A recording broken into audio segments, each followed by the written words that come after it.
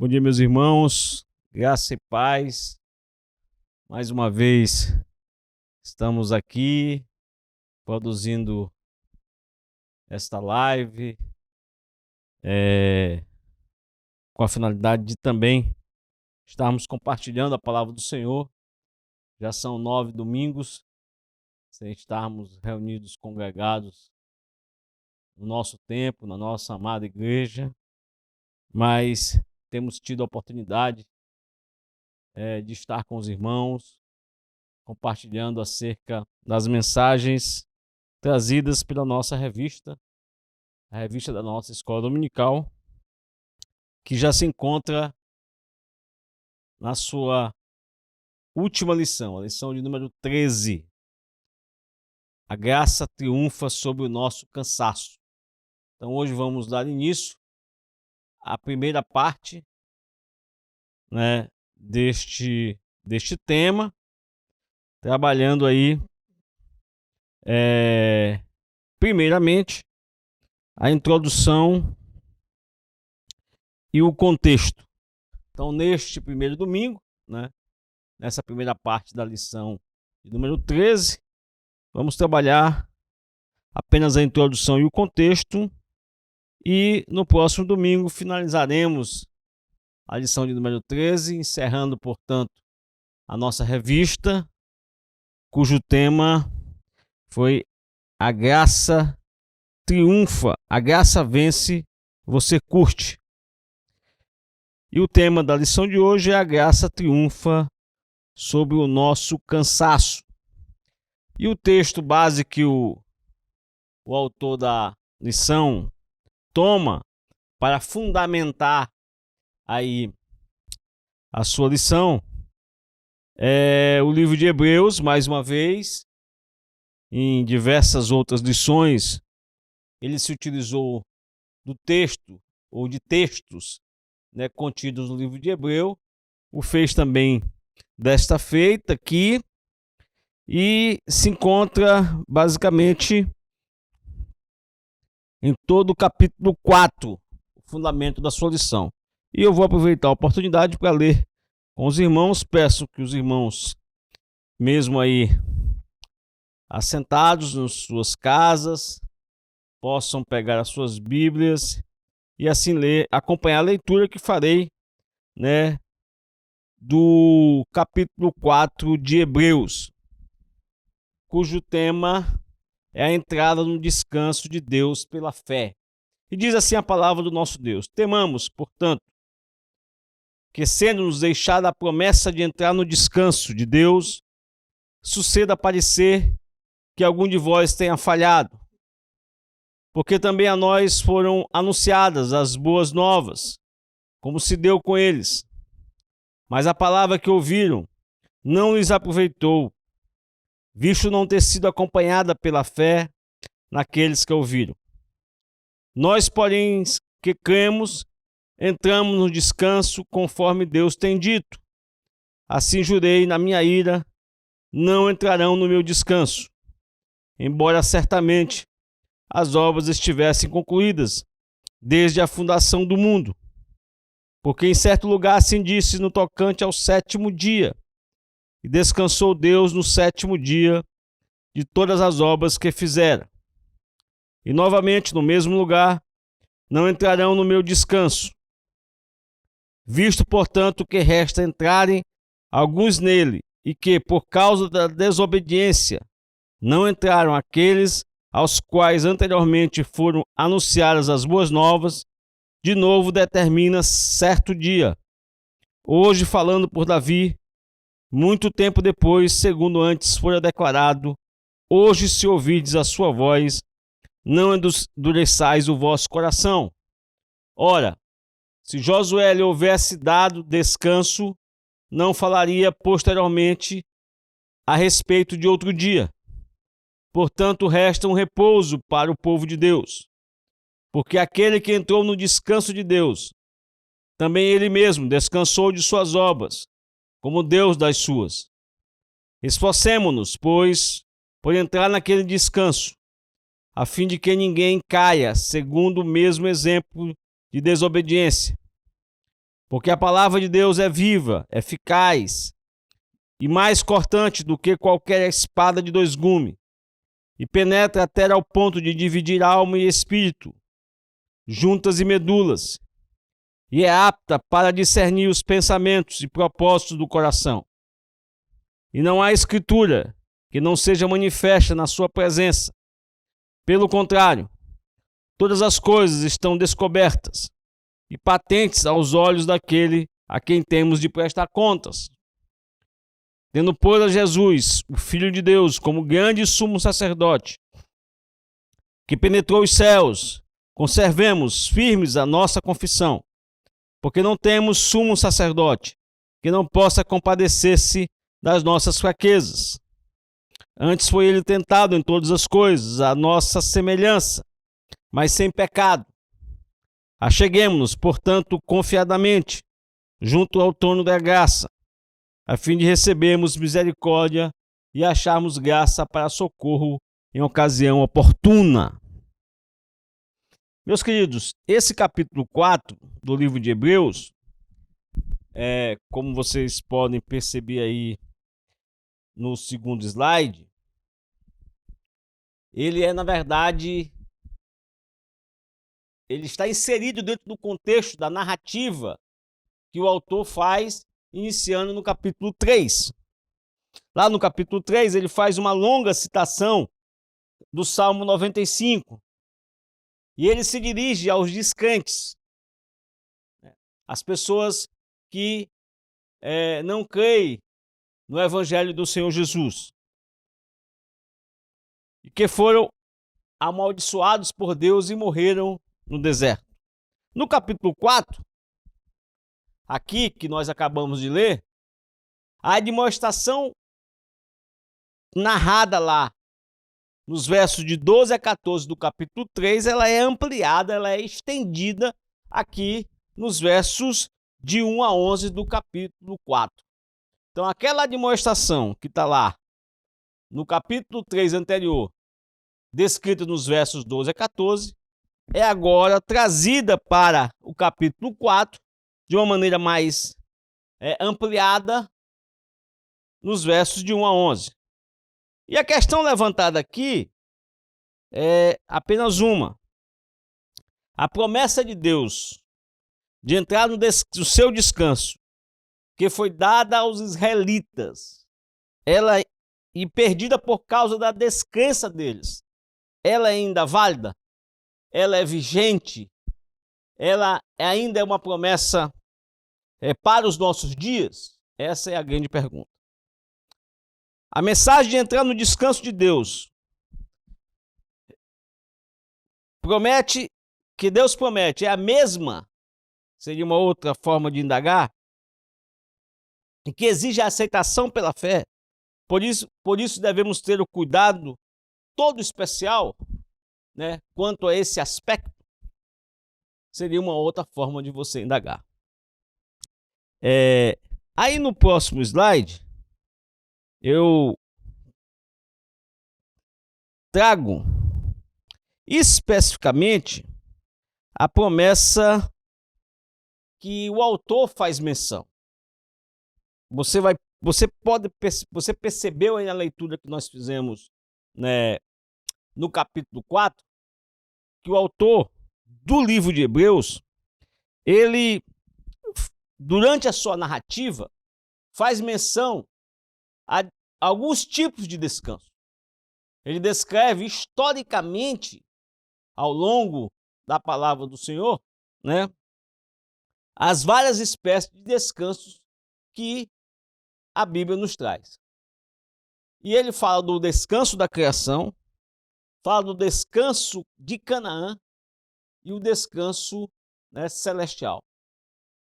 Na verdade, esses três tipos de descanso, esses três tipos de narrativas de descanso contidas na palavra de Deus, o descanso da criação, o descanso de Canaã e o descanso celestial, são trazidas aqui para este capítulo 4, para que possamos entender, de maneira comparativa, o que Deus de fato quer nos ensinar acerca da entrada do descanso dele através da fé.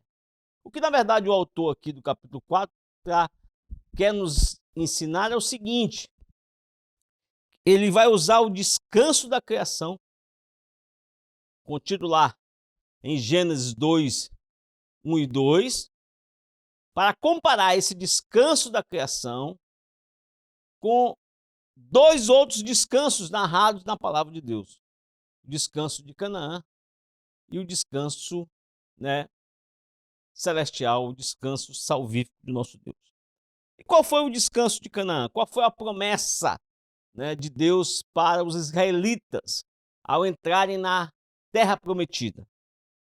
Nós podemos entender de forma bem clara esse descanso, histórico, esse descanso narrado na palavra do nosso Senhor, lendo aí no slide de número 3, o livro de Josué, a partir do capítulo 1, verso 12, e que diz o seguinte: falou Josué aos Rubenitas e aos Gaditas e à meia tribo de Manassés, dizendo: lembrai-vos do que vos ordenou Moisés, servo do Senhor, dizendo: o Senhor vosso Deus vos concede descanso e vos dá esta terra. Verso 14: vossas mulheres, vossos meninos e vosso gado fiquem na terra que Moisés vos deu deste lado do Jordão. Porém vós, todos os valentes, passareis armados na frente de vossos irmãos e os ajudareis.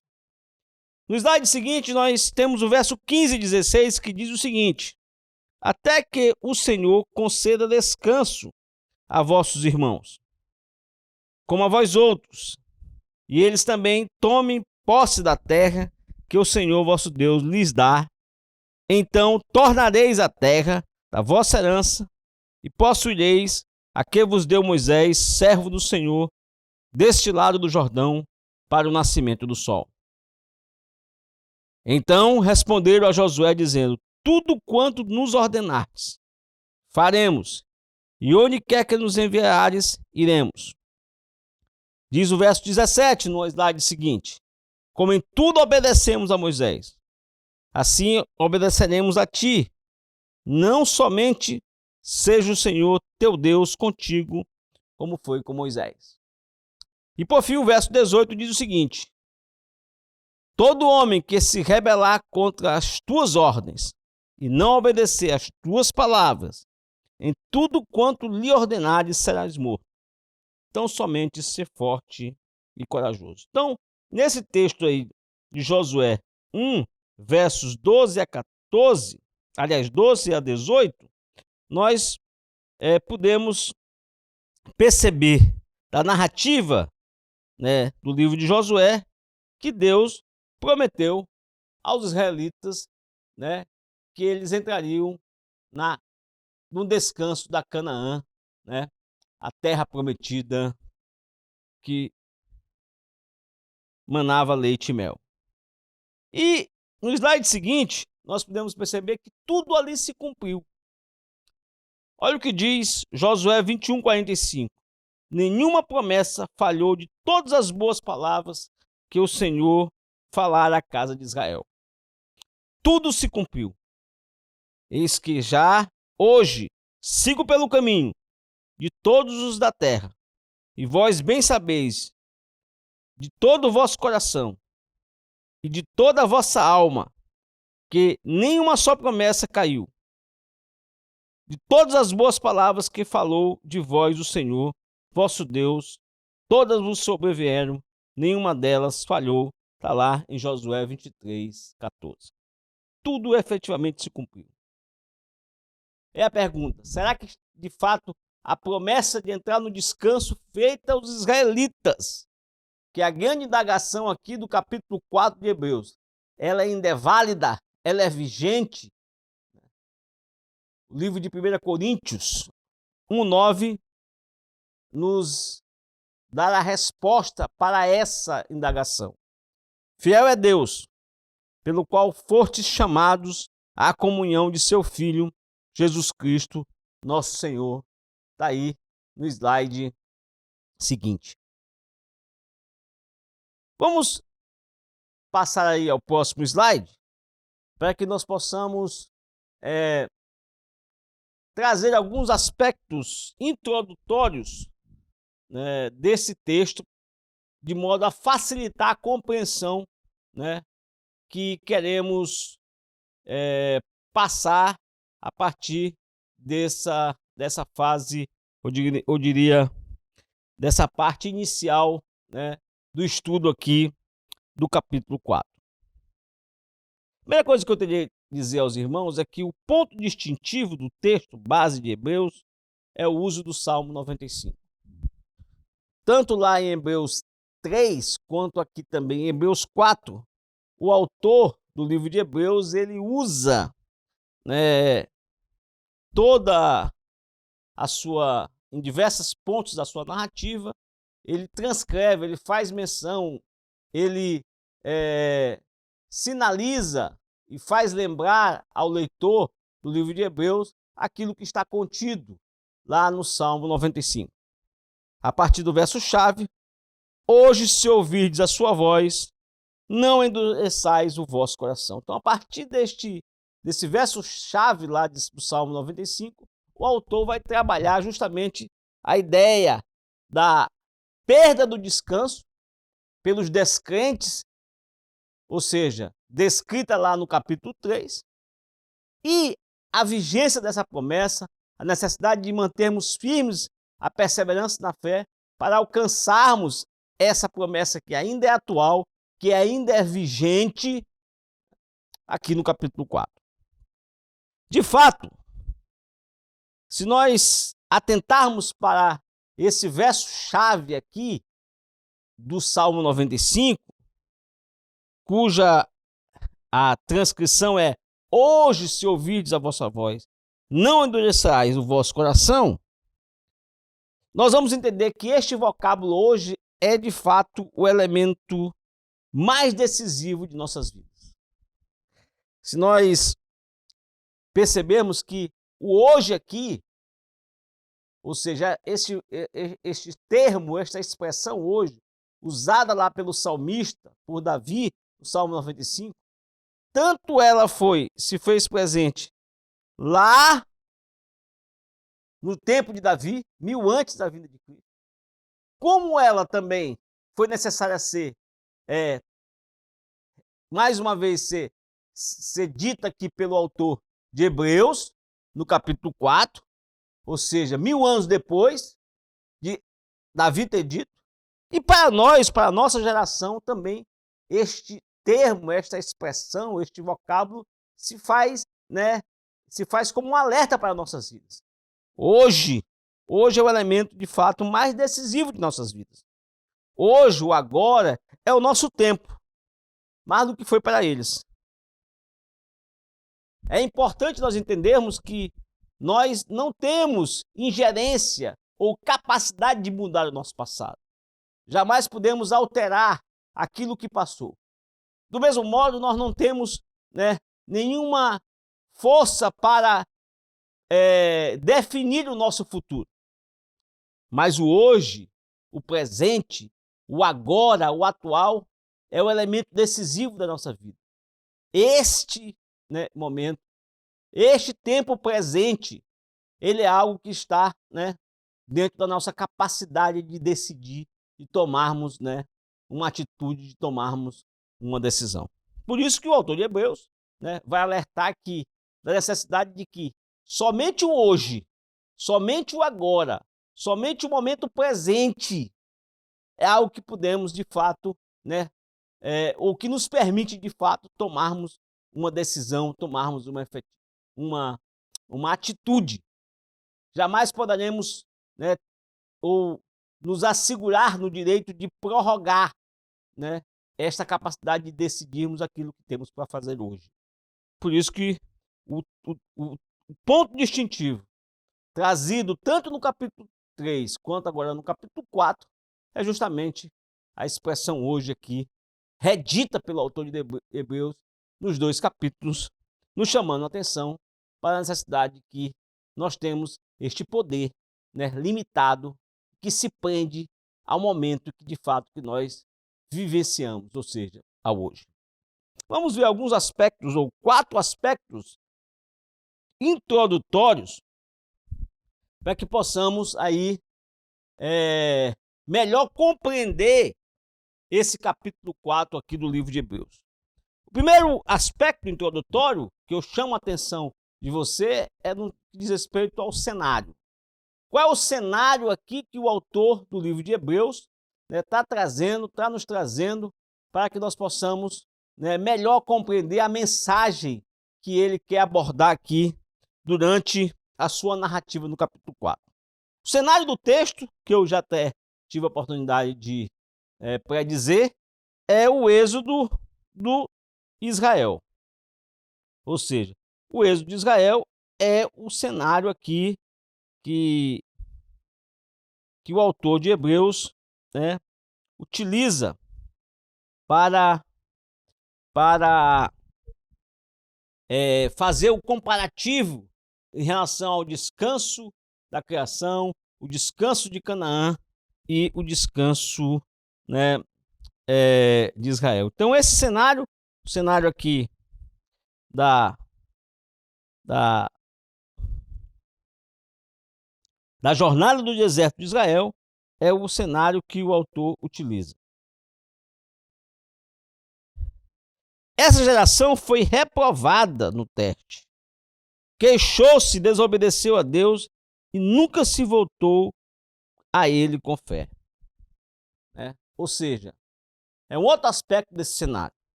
O cenário abordado pelo autor é o cenário do êxodo de Israel em sua jornada para o deserto, em sua jornada no deserto, ou durante o deserto, em destino à terra prometida. E o que ele quer chamar a atenção é que essa geração ela foi reprovada no teste. Queixou-se e desobedeceu a Deus. Embora ela possa ter presenciado durante todo o curso dos 40 anos que os israelitas tiveram em Jerusalém, eles se mantiveram durante também este mesmo curso, embora eles tenham presenciado as maravilhas e os milagres de Deus, e a boa obra do Senhor, e o zelo e a provisão de Deus durante todo o percurso dos 40 anos. Ao passo de tudo isso, eles também se mostraram queixosos e desobedientes a Deus, e não se voltou a ele com fé. Tanto que a geração ela morreu no deserto. O deserto foi a grande sepultura dos israelitas. Todos eles tiveram os seus cadáveres depositados no deserto e não alcançaram a promessa de Deus de entrar na Canaã terrestre. E o que resultou disto? Eles não entraram no descanso de Deus, isto é, na terra prometida. Esse então é o cenário. No próximo slide nós vamos ver o alerta, que já está inclusive aí fundamentado no capítulo 2, ou melhor, explícito no capítulo 2. Qual é o alerta? Precisamos entender que estamos na mesma condição. Ou seja, nós estamos na mesma condição dos israelitas. A nossa geração está sujeita às mesmas provações, e como nós respondemos a essas provações, determina se de fato nós entraremos ou não no descanso de Deus. Vivemos um momento difícil, um momento de provação. Todos nós estamos vivendo momentos penosos, momentos sacrificiais, momentos de insegurança, momentos de incerteza, momentos em que colocam em xeque, muitas das vezes, a nossa provisão. E às vezes a gente fica se perguntando se de fato daremos continuidade aos nossos projetos, às nossas atividades profissionais, aos nossos sonhos. Vivemos de fato momentos que ainda são inseguros para nós. Mas essa visão histórica aqui trazida pelo autor de Hebreus acerca da salvação narrando esse cenário dos israelitas, nos serve de alerta. Porque nós sabemos hoje, passado esse período todo histórico, posterior àquela caminhada do povo hebreu no deserto, que de fato Deus cumpriu aquela promessa. Nós que já estamos no momento posterior a eles, temos pleno conhecimento, e a palavra de Deus inclusive resiste, acabamos de ler lá em Josué 21, né, verso 45, que Deus cumpriu todas as suas promessas e não falhou. Não falhou em nenhuma delas. E a palavra de Deus diz isso, que Deus cumpre as suas promessas, somente naqueles que aceitam a sua palavra pela fé e confiam. Esse é o momento de confiança. Esse é o momento de depositarmos a nossa fé. E o autor do livro de Hebreus, aqui no capítulo 4, quer justamente trazer este alerta para nós. Em face de estarmos passando por dias penosos, por dias sacrificiais, por dias de insegurança, né? Não podemos perder em momento nenhum a confiança no Senhor, né? Não podemos deixar de depositar a nossa confiança no Senhor, crendo por fé que Ele cumprirá as suas promessas conforme estabelecidas na sua palavra. O livro de Romanos aí, no slide seguinte, no verso 16 e 17, faz menção à necessidade desse alerta, de não tergiversarmos neste momento, de não titubearmos neste momento que estamos em prova, em tribulação. E deixarmos de crer na palavra de Deus, deixarmos de crer na provisão de Deus, deixarmos de crer que Deus cuida a todo momento de cada um de nós. Olha o que diz aí, capítulo 10 de Romanos, versos 16 e 17, no slide seguinte. Mas nem todos obedeceram ao evangelho, pois Isaías diz: Senhor, quem acreditou na nossa pregação? Aí diz o verso 17: e assim a fé vem pela pregação, e a pregação pela palavra de Cristo. Então o autor Paulo, ao escrever Romanos, está dizendo o seguinte, que nós precisamos, esse é o momento de testarmos a nossa fé. Esse é o momento de validarmos a nossa fé. Esse é o momento de reafirmarmos a nossa fé. Não podemos nem deixar em nenhum momento de perseverarmos na caminhada da vida cristã e colocarmos em dúvida, colocarmos em xeque, colocarmos em uma situação duvidosa as promessas de Deus descritas na sua palavra.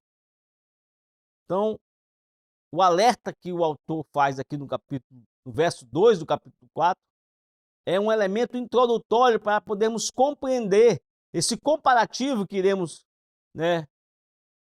adentrar mais na frente, acerca desses três espécies de descanso. O descanso da criação, o descanso de Canaã e o descanso celestial, da Jerusalém celestial.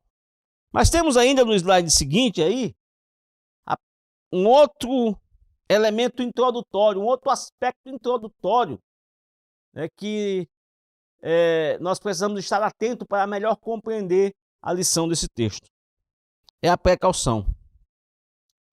E eu teria a dizer para você, aí, conforme está nesse slide, que como o povo do primeiro século, estamos vivendo depois da morte e ressurreição de Jesus Cristo, após sua ascensão aos céus, tendo ali se revestido de autoridade e antes de sua segunda vinda.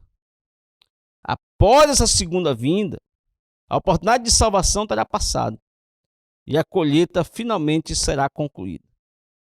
Qual é a precaução que devemos ter? Quando o autor do livro de Hebreus escreveu esse livro,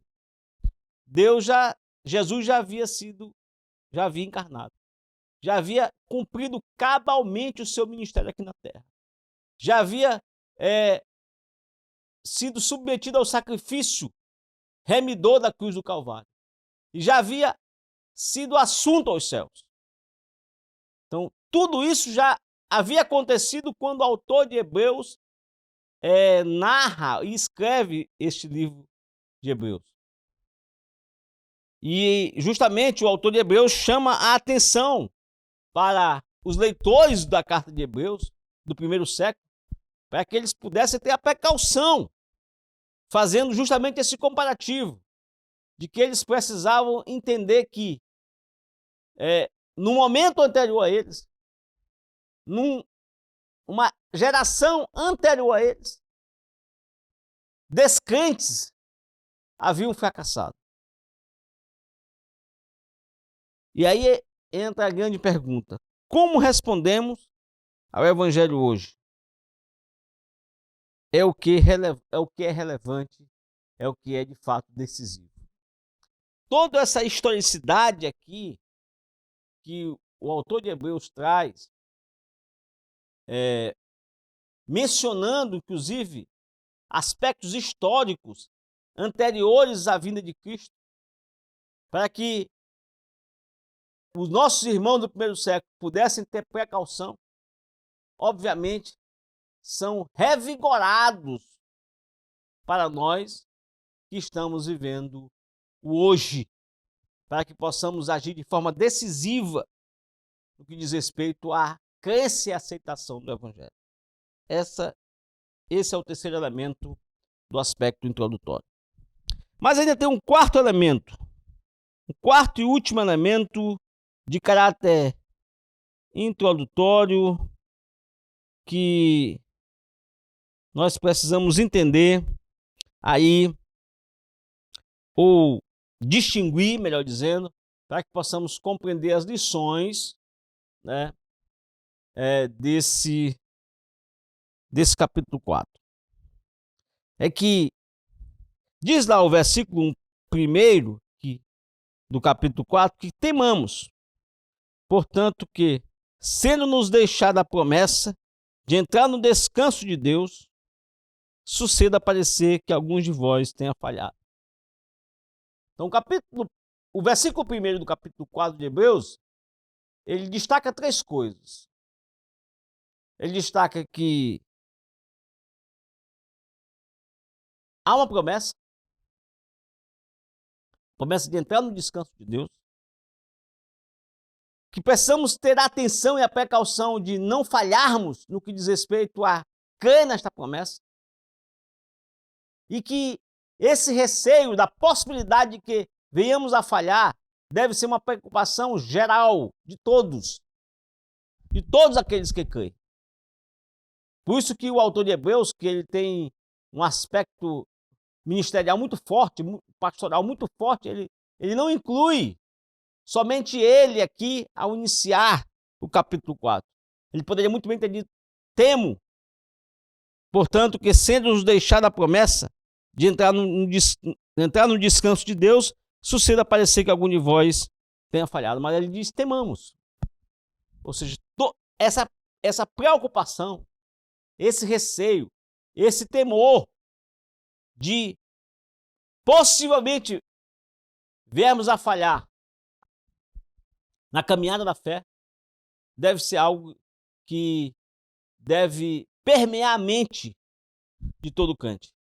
Todo crente deve estar, a cada dia mais alerta, consciente de que a sua caminhada da fé ela é marcada por uma constante perseverança.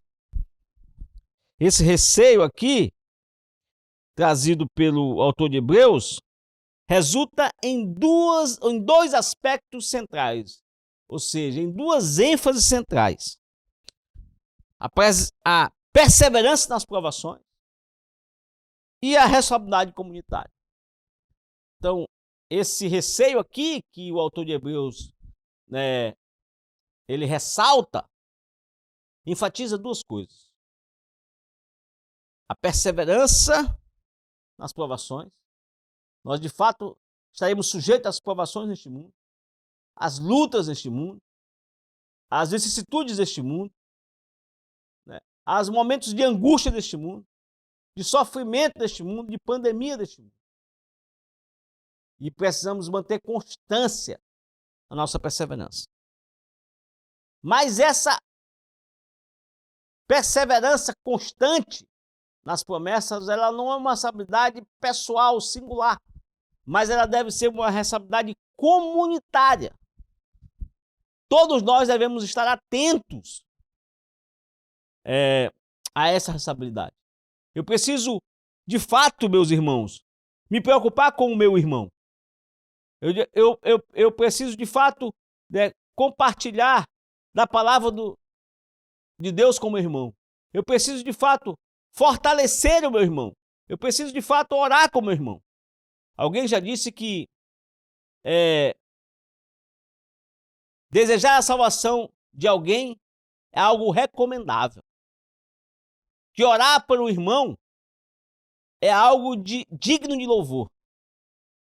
Mas cuidar do seu irmão, cuidar, de fortalecer o seu irmão, cuidar em cada dia mais estar ali junto ao seu irmão, para que ele possa crescer na caminhada da fé, para que ele possa crescer espiritualmente, é algo exemplar, para um servo de Deus. Então aí nós temos 4 aspectos iniciais de caráter introdutório, de caráter pré-facial, para que a gente possa compreender a lição, desta manhã. O cenário que o autor de Hebreus traça é o cenário, do povo de Israel no deserto, rumo à terra prometida. Ele nos traz o alerta. O alerta é que eles fraquejaram na promessa. Eles fraquejaram em crer na promessa. Eles não, como diz aí o próprio verso 2, lhes faltou fé, porque também a nós foram anunciadas as boas novas, como se deu com eles, mas a palavra que ouviram não lhes aproveitou, diz o verso 2, visto não ter sido acompanhada pela fé naqueles que ouviram. Então esse foi a precaução que devemos ter, é um outro ponto de caráter introdutório, e aqui o receio, que eu chamo a atenção para você, do texto que está contido aí em 2 Coríntios 11:3, para que a gente possa entender de fato em que aspecto esse último ponto, com relação ao receio. Diz lá no slide seguinte, o texto de 2 Coríntios 11:3. Mas receio que, assim como a serpente enganou a Eva com a sua astúcia, assim também seja corrompida a vossa mente e se aparte da simplicidade e pureza devidas a Cristo. Então Paulo já chama a atenção lá da igreja de Corinto, de que de fato este mundo ele orquestra contra o povo de Deus. Então precisamos estar atentos a cada dia mais, a cada momento da nossa vida, da nossa caminhada na fé, de que estejamos passando por provações, passando por lutas, mas que jamais podemos fraquejar, podemos ter o receio de cair, no engano da serpente. Então esses são os 4 pontos introdutórios que eu queria chamar a atenção: o cenário, o alerta, a precaução e o receio. E aí, a partir desses 4 elementos, bases, para dar entendimento ao texto, eu queria tratar com os irmãos acerca de 5 verdades bíblicas contidas nesse texto, e já entrando aí para uma análise do contexto, conforme trazido pelo autor da nossa revista. E o primeiro deles, eu já até falei agora há pouco, mas agora de uma maneira mais enfática, eu quero trazer, essa lição que está aí nesse slide seguinte. E a primeira verdade é que eu sou responsável pelo meu irmão. Meus queridos, a graça triunfa sobre o cansaço quando eu me disponho a ser instrumento na vida de meus irmãos para fazer parte dos problemas espirituais e materiais, sendo responsável não somente pela minha própria salvação, mas também pela deles também. Então, quando é que a graça triunfa sobre o cansaço? Quando eu me disponho, quando eu me coloco à disposição, quando eu me coloco um passo à frente para ser instrumento na vida de meu irmão, de modo a ajudar na satisfação ou na resolução dos seus problemas espirituais e materiais. Quando eu posso assisti-lo, quando eu posso apoiá-lo, quando eu posso fazer algo por ele, quando eu posso estender a mão para com ele. Às vezes a caminhada da fé nos traz cansaço. Eu diria, às vezes não, em todos os momentos. A vida cristã não é uma vida fácil. A vida cristã não é uma vida mole. A vida cristã é uma vida de luta, é uma vida de guerra. É uma vida que a todo tempo está a nos desafiar. E muitas das vezes nós temos um irmão que se sente cansado, se sente fraco, que está fraquejando na fé. E eu preciso estar atento, porque eu sou responsável pelo meu irmão. Eu preciso estar atento, de olhos abertos, em poder assisti-los nestes momentos em que ele tergiversa, em que ele tem receio de confiar nas promessas de Deus. Eu sou o guardador do meu irmão, nas lutas e provações, aliviando o seu cansaço. Essa é a primeira verdade que eu queria dizer para você nesta manhã. Eu sou o guardador do meu irmão. Eu tenho responsabilidade para com ele. Eu preciso orar por ele. Eu preciso assisti-lo, né, na sua caminhada da fé. Eu preciso fortalecê-lo espiritualmente. E eu preciso, acima de tudo, assisti-lo nos momentos de dificuldade, nos momentos de escassez, nos momentos de falta de recursos. Eu preciso também apoiá-lo materialmente. Então essa é a primeira verdade que nós podemos extrair desse texto. E ela está bem aí no verso 1. No versículo 1, quando ele diz que temamos, ou seja, todos nós temos essa responsabilidade. Felipe Hughes diz uma coisa muito interessante, que não há atitude mais perigosa para a igreja do que a indiferença e complacência. Nós não podemos ser indiferentes aos nossos irmãos. Nós não podemos voltar-nos de costa para os nossos irmãos. Nós não podemos fazer ouvidos de moco para com os nossos irmãos. Nós não podemos deixar de sentir as dores, né? E muitas das vezes o sofrimento dos nossos irmãos. Nós precisamos estar atentos. Não podemos ser uma igreja indiferente, uma igreja complacente, com a luta, com o sacrifício, com o cansaço daqueles que caminham conosco na caminhada da fé. Simon Kistemaker diz uma coisa muito interessante também. Devemos reparar cuidadosamente os membros que possam estar se desviando da verdade, na doutrina ou na conduta, e então orar com eles e por eles. Não podemos, queridos, deixar os nossos companheiros no meio do caminho da batalha.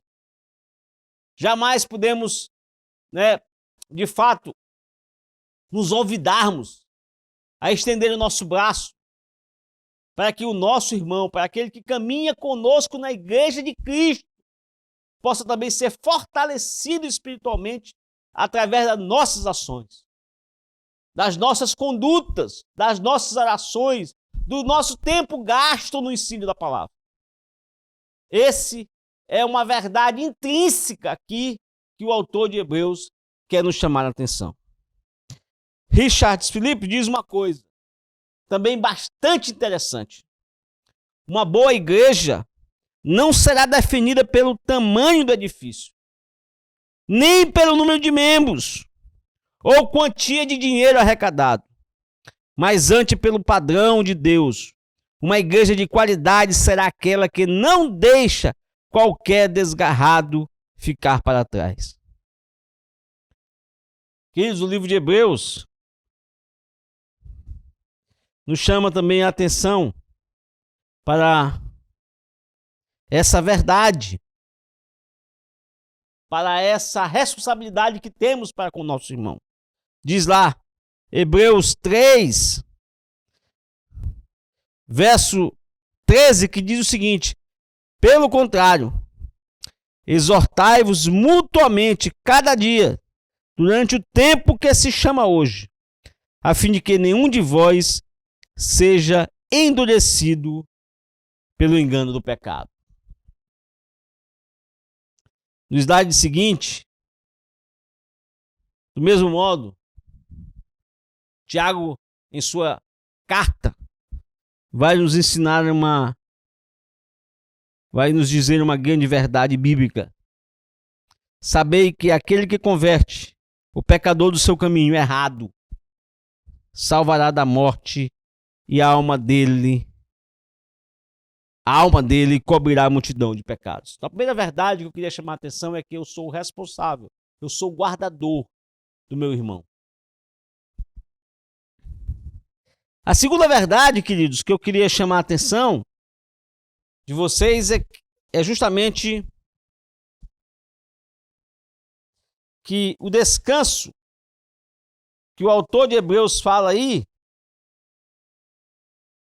da salvação,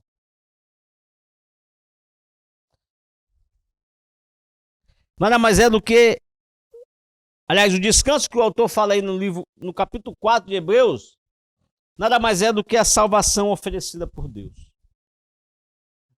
O que o autor aqui quer nos chamar a atenção, quer nos ensinar, quer nos advertir, quer nos admoestar que esse descanso que ele trata aqui, esse descanso que ele menciona aqui no capítulo 4, nada mais é do que a salvação oferecida pelo nosso Deus. E aí o slide diz que o conceito de descanso do texto tem a conotação de entrar em Canaã, na terra prometida, onde Israel experimentaria alívio e segurança. Esse, de fato, é o contexto do texto. O contexto do texto é que ele quer chamar a atenção para esse descanso aí da terra prometida. Agora, a grande pergunta é: em que sentido isto se aplica aos leitores de Hebreus, ou seja, aos leitores para os quais o autor do livro de Hebreus estava se dirigindo? O autor do livro de Hebreus, que eles não quer dizer que eles viverão de riquezas materiais, da terra que mana leite e mel, ou da paz temporal, livre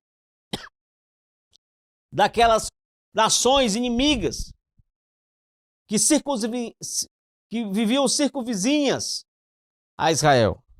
Mas o sentido aqui desse descanso é um sentido espiritual. Que nossas almas serão supridas e mantidas a salvo. Essa é a segunda verdade desse texto. Que o descanso que o autor quer falar aqui é o descanso, da salvação oferecida por Deus. A palavra de Deus nos diz lá em João 6, 35, 39, que diz o seguinte: eu sou o pão da vida. O que vem a mim jamais terá fome, e o que crê em mim jamais terá sede. É a vontade de quem me enviou é esta, que nenhum eu perca de todos o que me deu. Pelo contrário, eu o ressuscitarei no último dia. Jesus oferece às nossas almas os mesmos benefícios oferecidos a Israel: provisão e segurança plena. Ou seja, o descanso que o autor de Hebreus quer nos ensinar aqui, quer nos mostrar, quer nos chamar a atenção, quer nos alertar, é o descanso prometido por Jesus. Provisão e segurança plena. Como está aí,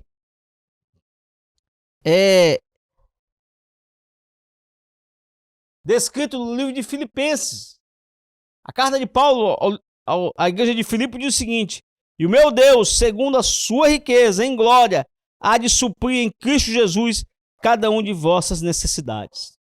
Em outras palavras, queridos, a promessa de Deus, através do cumprimento do ministério do seu Filho Jesus aqui na terra, que morreu por nós, não é uma provisão material, não é uma segurança, né, que se resume ao aspecto terreno, mas a promessa de Deus, ou seja, aquilo que Deus promete nos suprir, a riqueza da sua glória, ela é suprida em Cristo Jesus.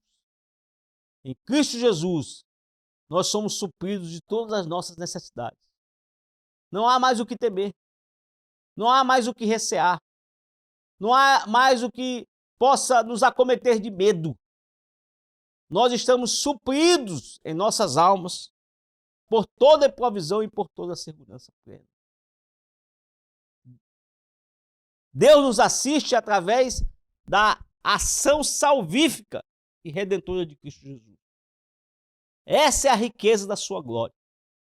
Essa é a razão do descanso espiritual para nossas almas. Essa é a razão de entendermos que Ele está no controle de tudo. Essa é a razão que faz a graça triunfar sobre o nosso cansaço, sobre a nossa lida neste mundo tenebroso. Essa é a razão, queridos, que revigora o nosso ser, a certeza que a nossa alma está suprida plenamente pela provisão e pela segurança integral alcançada pela morte de Cristo na cruz do Calvário. Mas aí uma terceira verdade é que o descanso sabático de Gênesis 2:1 é uma forma de entendermos o descanso salvífico de Deus. Se a segunda verdade é que o descanso que o autor de Hebreus menciona aqui nada mais é do que a salvação oferecida por Deus, nós podemos entender também a partir desse texto que o descanso sabático, descrito lá em Gênesis 2, verso 1 a 3, é uma forma de entendermos o descanso salvífico de Deus. Vale a pena eu abrir aqui rapidinho, e você pode abrir comigo, lá o texto de Gênesis 1, capítulo 2. Diz o seguinte: assim foram acabados os céus e a terra, e todo o seu exército. E havendo Deus terminado no dia 7º a sua obra que fizera, descansou nesse dia, de toda a sua obra que tinha feito. E abençoou Deus o dia 7º, e o santificou, porque nele descansou de todas as obras que como Criador fizera. Muita gente entende esse descanso aqui como se Deus tivesse cansado, como se Deus tivesse desfalecido, como Deus precisasse, né, de um repouso. Se nós lermos esse capítulo 1 aqui, de Gênesis 1, nós vamos entender que todos os dias da criação, e foram dias mesmo, dias de 24 horas. Você pode, inclusive, compreender isso melhor lendo o livro de Gênesis 1 e 2 do Adalto Lourenço, que foram dias de 24 horas. Todos esses dias teve manhã e tarde. Quando Deus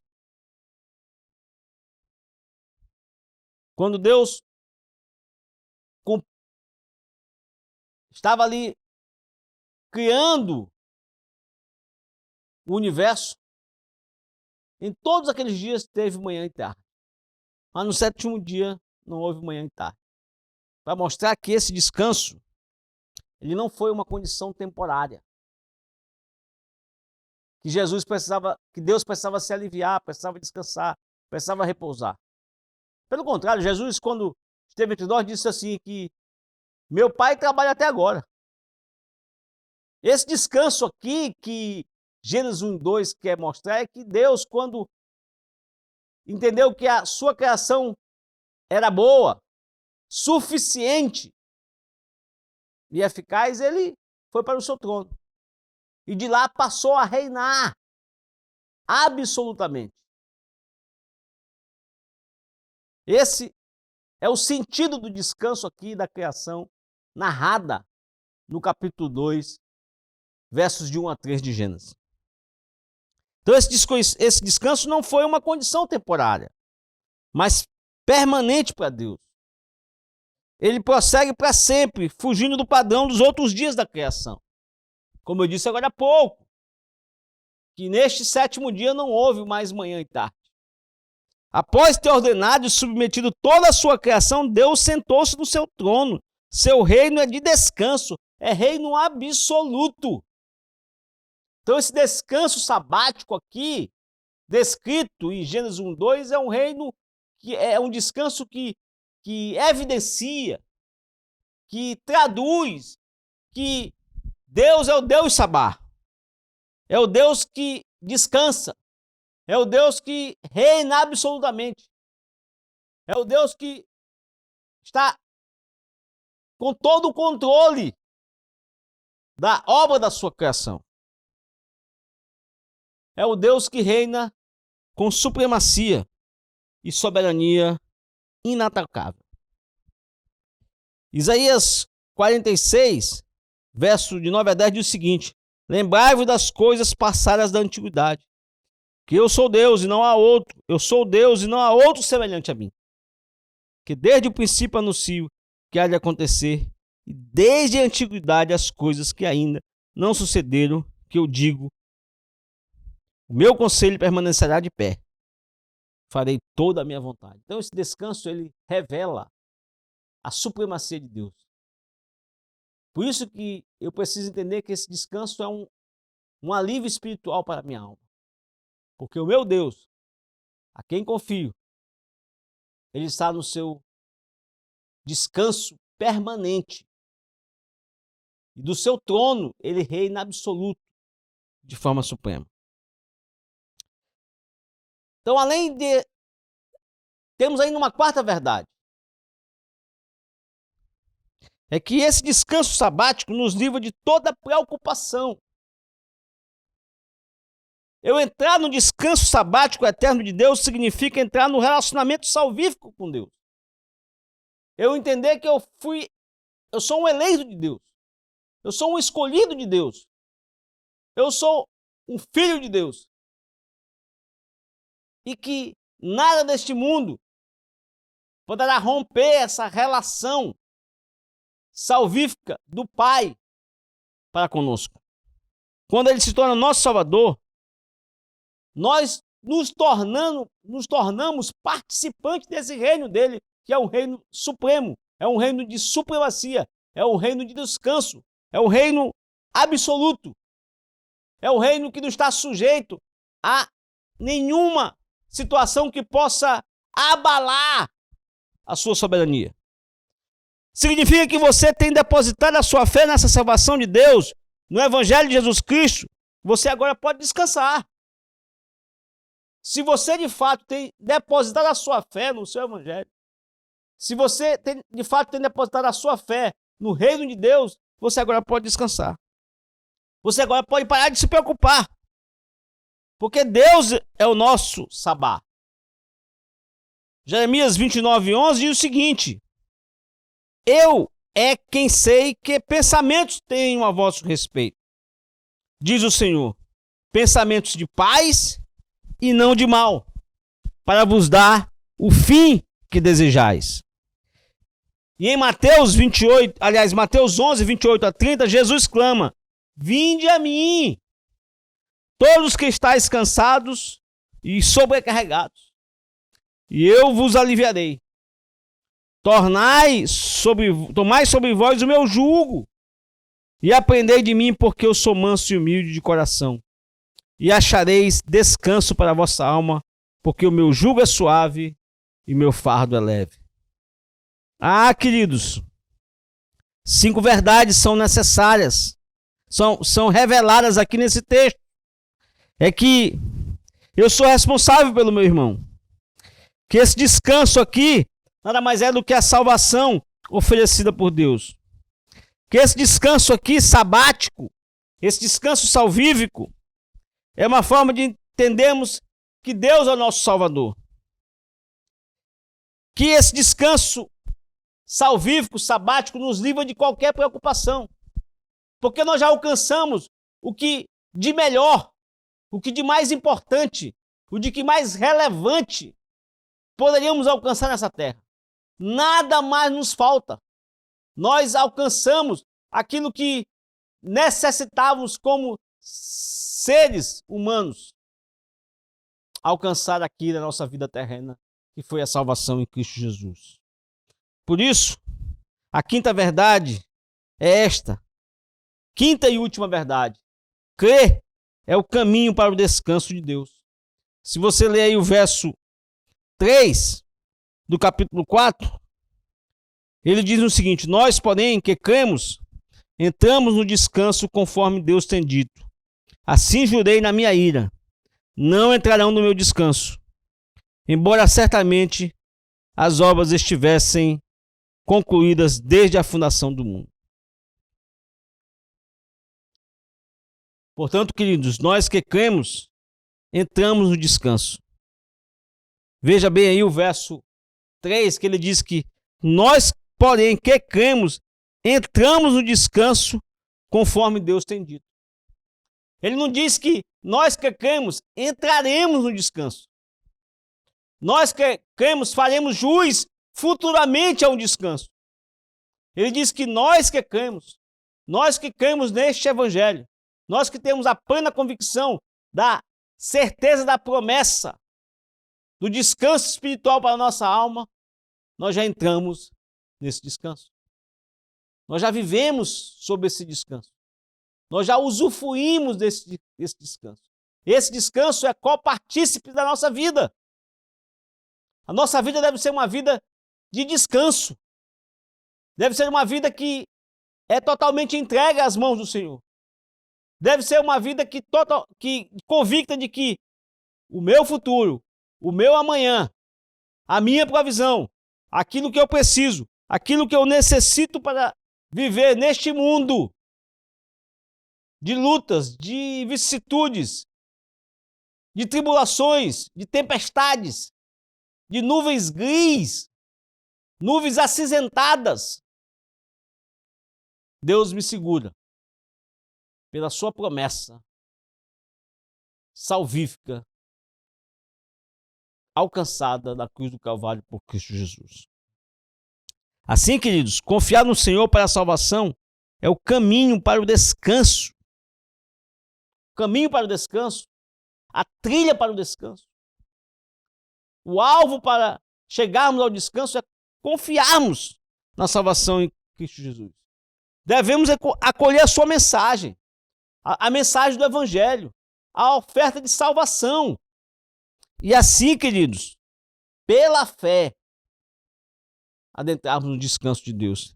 1 Tessalonicenses 2:3 diz o seguinte: outra razão ainda temos nós para incessantemente dar graças a Deus, e que tendo vós recebido a palavra que de nós ouvistes, que é de Deus, acolhestes não como palavra de homens, sim como em verdade é a palavra de Deus, a qual com efeito está operando eficazmente em vós que creis. Assim, quando a palavra de Deus nos é anunciada, quando a palavra de Deus nos é pregada, quando a palavra de Deus nos é exposta, nós precisamos ouvi-la, não como palavra humana, não como verdade humana, mas como verdade de Deus, como palavra de Deus para a nossa vida. Portanto, não é obstante simplesmente ir à igreja, não é obstante simplesmente entender a mensagem, não é obstante tão somente apreciar a beleza do Evangelho. É preciso crer para usufruir desse descanso. Fixar os olhos em Jesus. Como diz Hebreus 12:2, aí também transcrito nesse slide. Olhando firmemente para o autor e consumador da fé. Jesus, o qual em troca da alegria que lhe estava proposta, suportou a cruz, não fazendo caso da ignorância, mas está assentado à destra do trono de Deus. Conclusão, queridos. Deixar de crer. 4 conclusões eu quero ressaltar aqui para fazer o desfecho dessa primeira parte da lição, né, que tem como título A Graça Triunfa sobre o Nosso Cansaço. E a primeira das 4 conclusões é essa. Deixar de crer no Evangelho não é fonte de salvação, mas é fonte de perdição. Se você não crê nesse Evangelho descrito na palavra do Senhor, você não está gozando do descanso. Mais do que isso, ele não é fonte para a sua salvação, ele é fonte para a sua perdição. Segunda verdade, se você está presente na igreja, se você faz parte da igreja, se você ouve a pregação do Evangelho, se para você é anunciada as boas novas de salvação, mas você não crê nesse Evangelho, eu queria dizer para você que hoje você está em grande perigo. E o hoje para você é decisivo. O hoje para você é fatal. O hoje é aquilo que é disponível para você. Nada mais é disponível para você a não ser o hoje. Terceira verdade, precisamos crer no Evangelho. Descansar na obra salvadora de Cristo por nós. Quando nós cremos no Evangelho, quando nós temos a plena convicção do Evangelho como verdade absoluta, como acesso ao trono da graça, como único acesso à salvação alcançada por Cristo Jesus na cruz do Calvário, nós já entramos no descanso de Deus, porque Ele nos dá toda a provisão e toda a paz necessária para vivermos. E a quarta conclusão: fé é descansar no Senhor. Isso traz confiança e paz. Veja aí o verso 10. Porque aquele que entrou no descanso de Deus, também ele mesmo descansou de suas obras, como Deus das suas. Fé é descansar no Senhor. Fé é depositar a nossa confiança totalmente no Senhor. Fé é entender que Deus está no controle da minha vida. Fé é compreender de forma absoluta que tudo o que acontece comigo é decorrente, é decursivo, é originário do conselho da soberana vontade de Deus. Eu queria deixar aí 2 versículos para você, para a gente finalizar essa primeira parte. O primeiro deles está em Hebreus 6,18, que diz o seguinte: para que, mediante 2 coisas imutáveis, nas quais é impossível que Deus minta, forte alento tenhamos nós que já corremos para o refúgio, a fim de lançar mão da esperança proposta. Nós já corremos para o refúgio. Nós já estamos no refúgio de Deus. Nós já estamos tomando posse da esperança que nos foi proposta na palavra. E o outro está lá em Romanos 8, 38 e 39. Porque eu estou bem certo que nem a morte, nem a vida, nem os anjos, nem os principados, nem as coisas do presente, nem do porvir, nem os poderes, nem a altura, nem a profundidade, nem qualquer outra criatura, nem pandemia, nem coronavírus, nem qualquer outra enfermidade, nem qualquer outra crise, nem qualquer outra recessão, seja ela política ou econômica, nada nos irá separar do amor de Deus, que está em Cristo Jesus, o nosso Salvador. E aí eu queria deixar essa mensagem final com você. Viver sob o descanso divino não é uma opção, é uma marca do crente. Que Deus nos abençoe. Que Deus abençoe a nossa amada igreja presbiteriana do Colhau. Muito obrigado, queridos. Amém.